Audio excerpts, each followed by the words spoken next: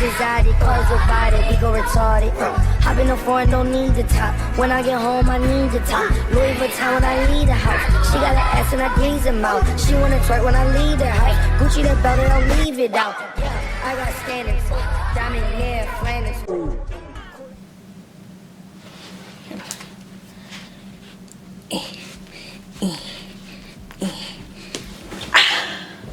So, as you guys read by the title, I was a colorist.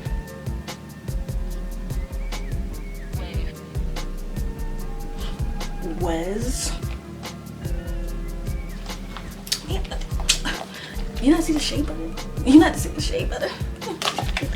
Right here. Coon alert. I have black friends. How about that? No, seriously though. I was a hardcore colorist before I went to the HBCU. And that HBCU was Claflin University in Orange, Versace Koolaid. And when I tell you that I needed this experience at an HBCU, and you know, this experience specifically at Claflin really opened my eyes to true black essence. True black essence and black excellence. And definitely take pride in all of the things I experienced in that journey of me dismantling my colorist mindset.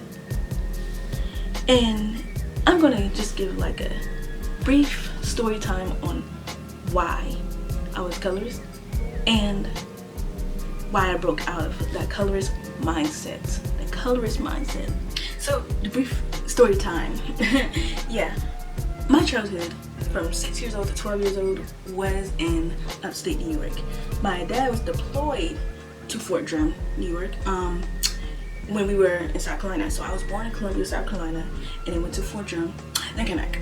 And yeah, it's people who know upstate New York, Watertown, and all those little parts. It's not a city. It's actually the country version of New York.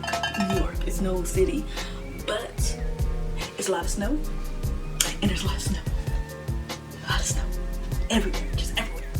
So me as a black kid that already was around that, just a lot of white, I started to believe, just because of me learning the history and all of the things that was around me, that me being a black girl, I was ugly. So I view myself as ugly from my hair texture, because my hair texture is coarse, from my skin color. I didn't think I was brown. I mean, I didn't think I was light enough. And from my eyes. I believed that every black person had the same eyes. And I'm like, why couldn't I have blue eyes? Why couldn't I have blonde hair? Why couldn't I be white? And I was like, really? Like, this is my mindset. Really? Why do all black people have the same eyes? Like, pretty much the same eyes. It's dark brown eyes. And it looks black from far away. Black eyes. I'm just like, why do we have these basic eyes? And then there's this random black person that would have like blue eyes or hazel eyes. I'm like, why can't I get that? Man, I was a pissed off kid. And when I went to school and I'm around all these white people, and I'm already thinking, because I've learned the history of slavery, and I'm like, so they have it better. They have the beauty, and they have a better history. They have so many things that we don't have. Why? I was questioning this. Why? So when I'm going to school in New York, went to elementary school, and if I didn't have a perm in my head, as a lot of us black women, as we were growing up, if we did not have a perm in our head, it was just like, oh, our hair was hard to manage. And definitely with our coarse, like whoever had coarse hair, it was manage that hair. Because I'm tired of combing through it, because my mom, my sister, and my rip my scalp. Because my hair is thick and it's coarse and I got tired of it. I'm like, give me a perm. Give me a perm right now. I'm tired of this. I'm tired of this. Give me a perm. And you know, like not only is my hair thick and unmanageable, give me a perm to make me look like them. Please. And whenever I didn't have a perm, whenever I went to school, and this is around 5th grade, I would think, man, I look like a bum. I look ugly. Very, very ugly. And I had the worst insecurities that I experienced as a young child.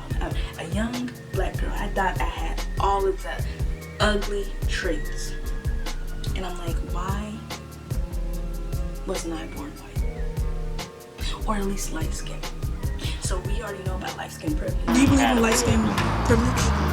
Do I believe in light skin privilege? Honestly and truly, yes. For the simple fact, because like when I'm saying that middle bridge, it's like they can lean on either way. Basically, they got the best of both worlds. Light skin privilege. And I have a video about that, about the conversation on my other channel. And you know, light skin privilege is real, but that's just another discussion. And of course, we already know white privilege is real. And I'm looking at all of the benefits when I was younger of what they were getting, and I wasn't getting it. I would go to school and I would be like, hey, you are treated better than me. I was always getting into trouble. And I was called a monkey before. I was called a monkey before.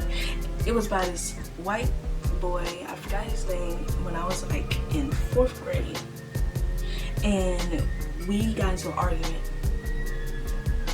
And then he said to me, he's like, oh, get away from me. Of course, it's not like verbatim, but he was like, he said, get away from me. You're ugly. I don't want you to touch me. You look like a monkey. And man, do I want to say that broke me as a woman who was already in the mindset that I wasn't good enough as a black girl. So I was like, oh man, okay. So I tried to make my hair straighter, and I looked at all the other black people, that the small percentage of black people in New York, as I don't want to be around that. They're ignorant. You know, these white people, they act better than them. Whenever I went to the playgrounds and in recess and everything, I always wanted to be around white kids. I had a big white face. Heavy metal, I listened to it. Skateboarding, I wanted to skateboard, but I just, you know, looked at other skaters and I was just like, oh, look at them skater boys. I wanted a white boy. I wanted a white skater boy so bad. I just was like, oh my gosh. And I looked at black boys as ugly. Very, very, very ugly. I was like, I did not find them attractive at all. And as I got into middle school, 7th grade. Yeah, 7th grade. My first boyfriend, because back in the day I was a tomboy, so I was already, you know, like I was kind of like camouflaging myself anyways. I said, don't look at me, because I already felt like I was ugly. But my first boyfriend, he was black. I'm like, he would do because he's light skinned. That that's my thought process. Like, he would do, because he's light skinned. If he wasn't light skinned, I don't think he's dating, because I did not find dark skinned guys attractive back in the day. I did not at all. And he broke me out. In a way, I was like, I don't need to date a white boy. I date this light skinned man right here. He kind of broke me out. So, oh, okay, some of that colorist ways kind of like dismantle, like a little piece of that puzzle just gone. And but with my childhood, I wanted a white boy, and I'm already learning about the history. I used to read a lot when I was younger, books, and me learning about my history as a black woman. Well, I felt like the black race needed to do better. And I'm like, man, why can that be white? Why can't my race do better? Why are we inferior? Why wasn't I born into a white family? And these are serious questions in my young mind. And I'm developing this thought process as I got older. And I'm thinking, I'm learning all of this in school, in a white school, at that, a white school. And I was like, so yeah, this is a point I want. I was going to PWIs, it's like not in a college term, I was already going through PWIs. So if I went to, I felt like in my type of experience, if I went to a different PWI, like since I live in South Carolina, USC, well, I feel like I would have still kind of found the essence, because this generation has progressed very tremendously compared to when I was growing up. And I give it props, like from the younger generation to my generation. It's like, you know what, we need that, because if we did not capture the essence of black beauty, it would have just been like going downhill, for real. As I'm looking at all of these things, I'm like, well, I'll experience PWI. I already experienced being in white schools. Give me something different. I need to break out of this cycle, because I truly believe that as black people was we goodness gracious, get it together. I really felt like us as black people was a weaker race, because I'm like, how did we go through all of that and not revolt? 400 years? That sounds like a choice. Like, how did we go through all of this? We don't have anything but this horrible history, and we're still being treated this way. I did not, and I mean I did not view us as a stronger race at all. I didn't view us as having any influence, because I was just looking at the history they taught us at the school I went to, as how we were captured and how, went through segregation, and then boom. I didn't truly learn, really, truly, about black history until I went to Claflin University, and I went to African American Studies. Until I started really learning how we built this country, and how we actually have a culture, and we gave this culture to everyone else, because people literally gravitate towards our our culture, and how we are actually the cool kids on the block. That sounded lame, but seriously, like people, that popular kid in class, that the class clown, everyone just laughs around and that class clown actually has good grades and everything, and they're doing good for themselves, but they're funny, and everyone loves them because they're out there. That's how a lot of people view us black people, because they went and they see our culture. People don't know that the cool kid, had the good grades and everything, but they see us, but sometimes they don't want to, actually be us, and they actually don't see the progression. They might stereotype us, but we have good grades. Now, with that analogy, I just did on the fly, and I don't know where I was going with that, but in my mind, I know that we as a people, it's just good. But I had to come out of that mindset because I truly believed that my black skin, and the thing is, like, I was like, I didn't want to be darker. I used to play this game called Sims, and every character I made were white Sims.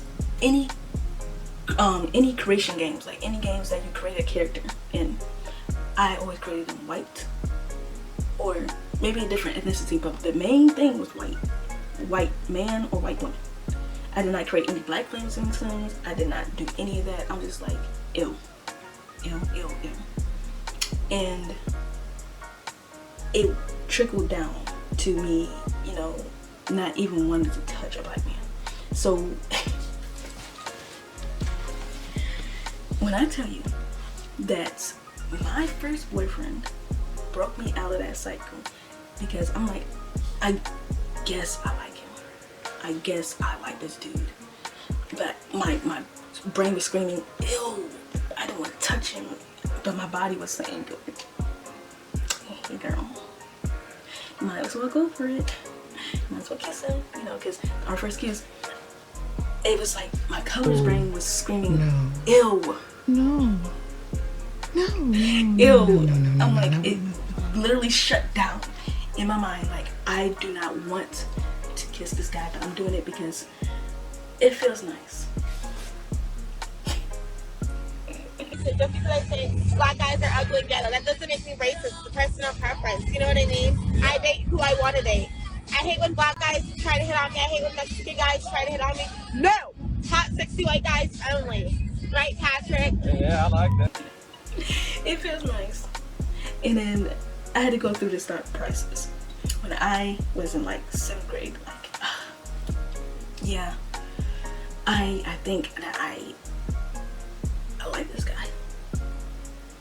Because when I moved back to South Carolina, because I moved back to South Carolina when I was 12 years old, and I went from a lot of white people to a mixture. So it was white people, but black people too. And then this is the thought process that I had coming back down here. I'm gonna go to a lot of black people, and I'm afraid of that. Because I feel like black people are rude, and they aren't,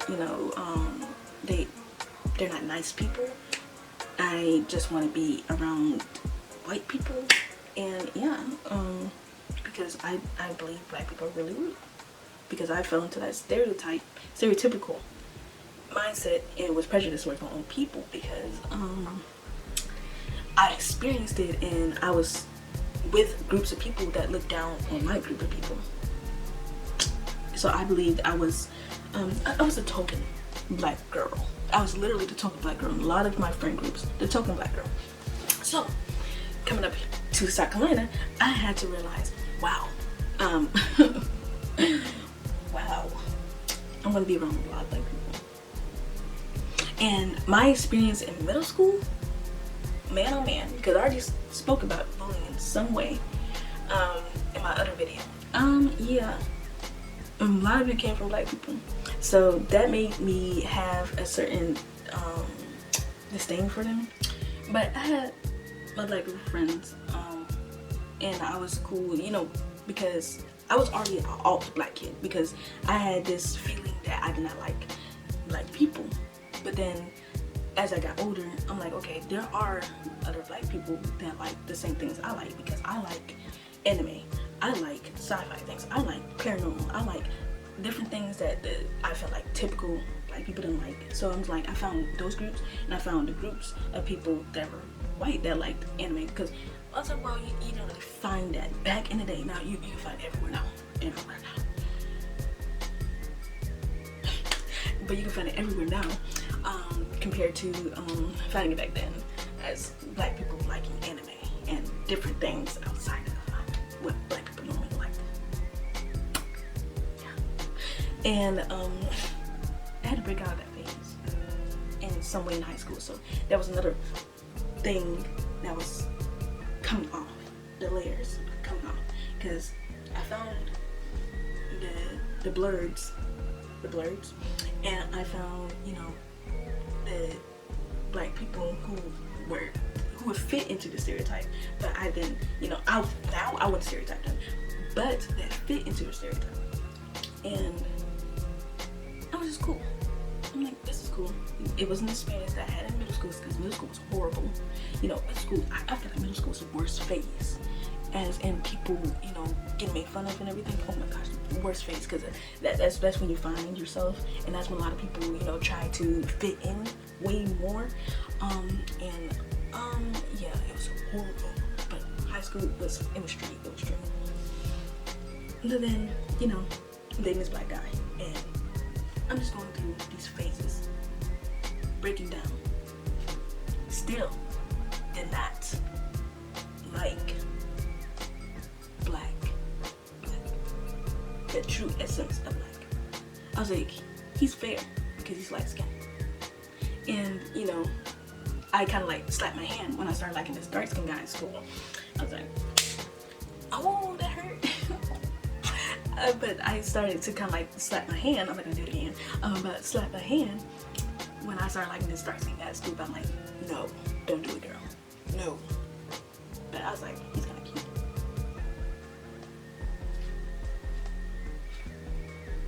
But I didn't, you know, in my mindset now, I'm like, girl, go after him. Go after him. But back in the day, no, I didn't want him. So after high school, you know, I went into college. And I didn't really, I first applied to SC State. I first applied to SC State. They didn't get a response for them. They were taking forever. So I'm like, well, my homeboy is going to SC State, and some of my other friends is going to SC State. So why not? Come on, SC State, come on. But they didn't respond fast enough. They did respond later on, and I was accepted, but I was accepted into Claflin faster. I was like, well, that's right beside SC State, so. And I'm actually really glad that I went to Claflin, because, like I said, the experience I got at a specific HBCU, I needed it. So, my college experience. I stopped dating a guy that I was dating in high school. And then I started dating someone else. He was dark skinned. And I was like, wow. I progressed. But the progression happened because in my Claflin experience, I joined a poetry club. I went to events that just showed how we can turn up as a black collective. For real. As a black collective, like the meltdowns, the little events and everything that we all went to. I'm like, wow, we can really show out. And that first part was me in that poetry club. And a lot of them spoke about their experience. But yeah, my camera died. My experience at Claflin, I went into this poetry club, and a lot of them talked about, you know, just being black and having to, you know, go through life being black, but finding themselves being black and finding that beauty of having black skin, from light to dark. And I started to look at the black women as they are queens, and I started to look at the black men as kings. And I started to find, and I mean find, a lot of dark men attractive, very attractive, dark chocolate, very attractive. And my first crush going into college was Idris Elba. I was like, ooh, look at that fine, dark man. completely broken down. I had chills whenever I seen us black people coming together and truly being in our culture and just loving on each other. I went to Claflin finding so many black men that love their black women. When I used to be around black men who loved white women, and I felt like I was less than. I really had a mentality that I wanted to bleed my skin. And, you know, if I was still in that mentality, I would have understood and related to Lil' Kim. But I felt so bad for Lil' Kim because she never, I can't say she didn't find it while she was doing the plastic surgery, but she never experienced, I believe, that experience that she needed to find that she had so much beauty as the queen that she was before she started doing all that to her body, because she didn't feel like she was good enough as a black woman. She wasn't pretty enough. She felt like she had a big nose. I felt like I had a big nose. I do have a big nose, but I love it. And didn't have the features that she needed to appease men. But now, as I know that HBCU experience, I need it. Because after doing poetry and after dating this black guy, I made a poem called Finding My Black King. Yeah, Finding My Black King. And I also went through experiences with black men finding beauty within me. So I'm like, we are a strong race. We just have miles to go to really conquer the essence that we have, because we built this country. We did all of these things. We're not the weaker race. We just had to find our voice, like we did. Now, I'm so glad that I went to Claflin University to find my voice, because of all those things, all those compliments that I went through, and I graduated of black excellence, and seeing all of those people graduate with black excellence. So yeah, I was a colorist. But Dr. Umar, I love us, and I want us to succeed more than ever.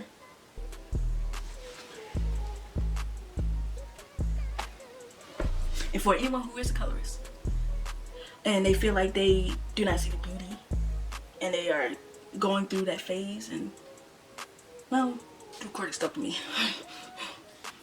But I feel like if you are in high school and you're thinking about going to college and you don't understand, and you want to understand your black history and everything, and I'm not saying you can't find that at PWI.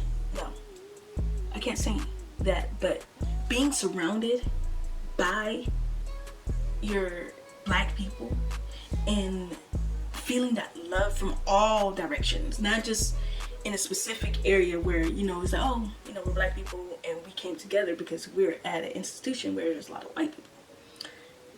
Like I said, I don't down, you know, the experience for black people who went to PWIs, but I'm saying, like, to feel that energy from all different directions. And Claflin did not just only have black people. Yeah, of course they had, you know, white people, some white people there, and they had different foreigners, and I like that diversity from Claflin. Specifically, they did have some diversity, because I was like, hey, it's all turns together now. But I knew that I needed it. I needed it to find the beauty, you know, because my hair and my nose and my the things that I appreciate so much now, I did not appreciate then. You know, yeah, my hair is thick, yeah, my hair is coarse, and it can be nappy, but hey, that's me, and that's how I was born, and I take beauty in that, because I say beauty in that. I take appreciation in that, because there is so much beauty in the things that people call ugly. And I had to find that confidence. What boosted my confidence was going to an HBCU. And I did not find it comfortable at all walking around in this skin. And you know that brown paper bag test? Here, I looked at it. So I had to break out of that slave mentality. The slave mentality that, you know how light-skinned people be inside and dark-skinned people be outside?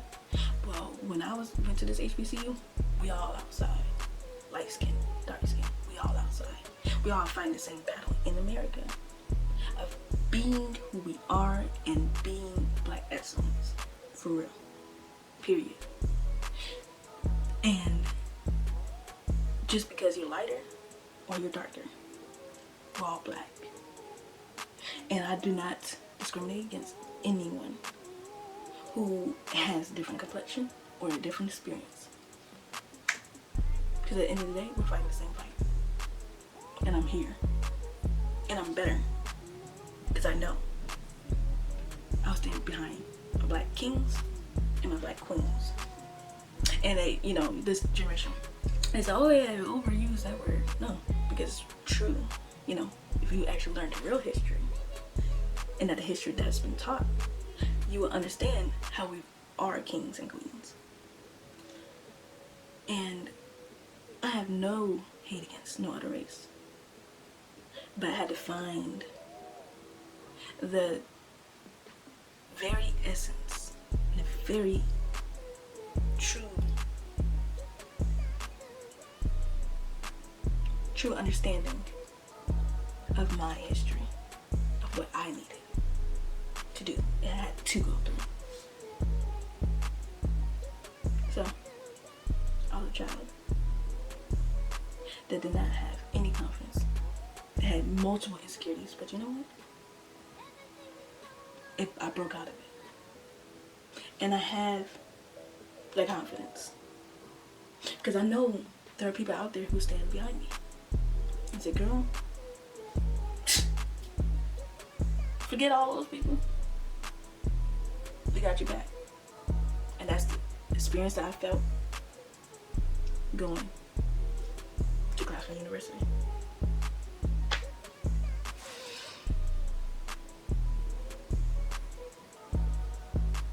But I love my people. From our history that may have been harsh, there's always a diamond in the rough. For real. But thank you for coming to my Taryn Talk. Go, go, go, go, go. And on the count of three, go, go, go, go, go. And on the count of three, go, go, go, go, go, go. On the count of three, everybody run back to your fantasy. Now, go, go, go, go, go. And on the count of three, go, go, go, go, go. And on the count of three, go, go, go, go, go, go. And on the count of three, everybody run back to your fantasy. Now, she was up bad, the type at the club niggas would grab her. Fantasize when I had her in the bathroom sweating with her ass up. The body of a dancer, we had chemistry 'cause she was a